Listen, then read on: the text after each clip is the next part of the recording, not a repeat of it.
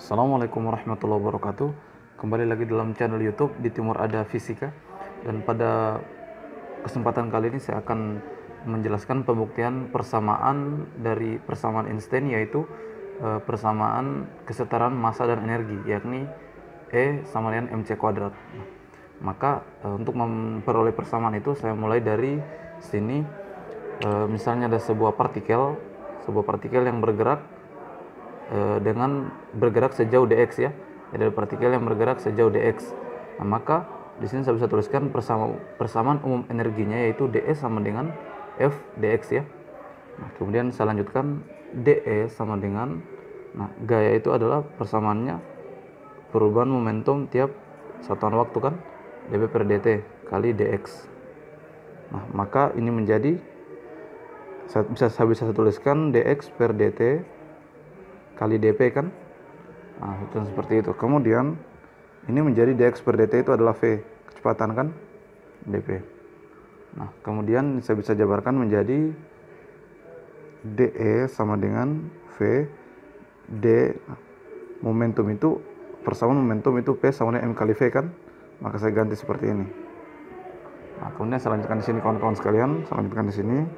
Saya tuliskan ulang dE sama dengan V D dalam kurung M kali V ya. Nah, ini kalau kita mau jabarkan D dalam kurung diferensial dalam kurung M kali V ini, maka menjadi V dalam kurung M dV tambah V dm ya kawan-kawan. Nah, tentu kawan-kawan sudah paham untuk penjabaran ini. Dia kalau penurunannya seperti ini, maka kita konstankan satu, kemudian kita turunkan yang satunya, kemudian tambah, kita balik lagi, yaitu kita konstankan yang tadi, kemudian kita turunkan yang konstan tadi ya, seperti ini ya, itu M dV tambah V dm ya, untuk penjabaran dari D dalam kurung M kali V ini ya. Nah, penjabarannya seperti ini. M dV kita turunkan satu-satu dulu, yaitu kita turunkan dulu V, berarti M dV tambah turunkan, kemudian turunkan M, yaitu V dm. Nah, maka ini menjadi dE sama dengan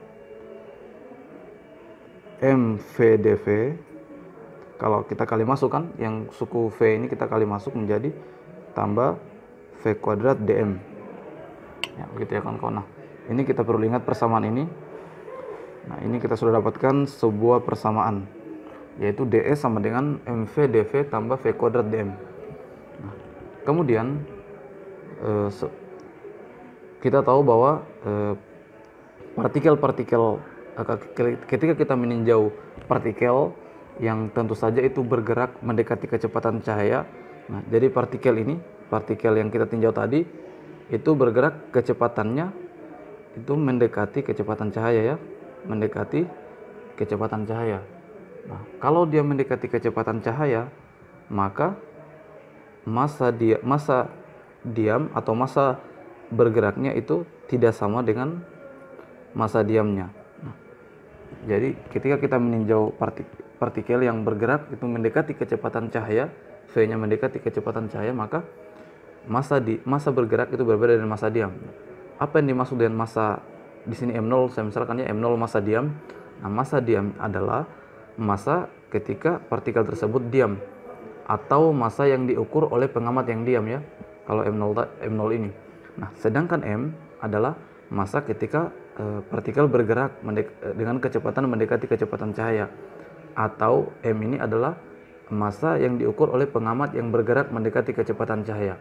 Nah, kalau kasusnya misalnya benda-benda yang bergerak kecepatannya jauh lebih kecil dari kecepatan cahaya, maka massa diam akan sama dengan massa yang bergerak. Misalnya sebuah mobil yang bergerak, ketika kita tinjau massa diamnya dan dia bergerak, itu sama. Nah, namun ketika kita meninjau partikel yang itu tentu bergerak mendekati kecepatan cahaya, maka massa diamnya itu berbeda dengan massa ketika bergerak ya. Jadi saya ulangi lagi, M0 ini adalah massa ketika partikel diam, atau massa yang diukur oleh pengamat yang diam. Sedangkan M ini adalah massa ketika partikel bergerak mendekati kecepatan cahaya, atau massa yang diukur oleh pengamat yang bergerak mendekati kecepatan cahaya. Nah, maka di sini kita, agar bisa menjadi sama dengan, maka kita perlukan konstanta kesebandingan, yaitu ada faktor gamma di sini ya. gamma M0.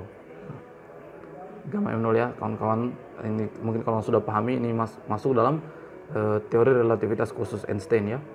Nah, tentu saja nilai gamma itu, saya tuliskan sini kawan-kawan, nilai gamma itu adalah seper akar dari 1 kurang V kuadrat per C kuadrat kan. Nah, 1 kurang V kuadrat per C kuadrat. Nah, maka kalau saya masukkan di sini, maka ini menjadi M0 di per akar kuadrat dari 1 kurang V kuadrat per C kuadrat ya. Nah, seperti itu ya kawan-kawan. Nah, kemudian saya lanjutkan di sini, maka ini saya bisa tuliskan menjadi M sama dengan M0 per, nah ini kalau saya jadikan ini akar kuadrat, kalau saya jadikan pangkat maka menjadi 1 kurang V kuadrat per C kuadrat pangkat 1/2 kan. Nah, pangkat 1/2, kalau ini akar kuadrat, kalau kita jadikan pangkat maka menjadi pangkat 1/2 kan kawan-kawan. Nah, ini kalau kita naikkan ke atas maka menjadi M sama dengan M0 kali dalam kurung 1 kurang V kuadrat per C kuadrat pangkat minus 1/2 kan kawan-kawan. Nah, minus 1/2. Jadi kalau ini bagi, kalau kita jadikan kali di atas maka pangkatnya menjadi minus. Nah, kemudian kalau ini kita sudah dapatkan, kalau kita turunkan massa ini terhadap kecepatan, maka kalau kita dapatkan yaitu dm per dv. Nah, ini kalau masanya kita turun, massa ketika partikel bergerak kita turunkan terhadap kecepatan, maka ini kita harus turunkan juga terhadap kecepatan ya, suku yang ini, maka menjadi d dalam kurung m0 ya, M0 dalam kurung 1 kurang V kuadrat per C kuadrat pangkat minus 1/2. Ini ya kita turunkan juga terhadap kecepatan ya.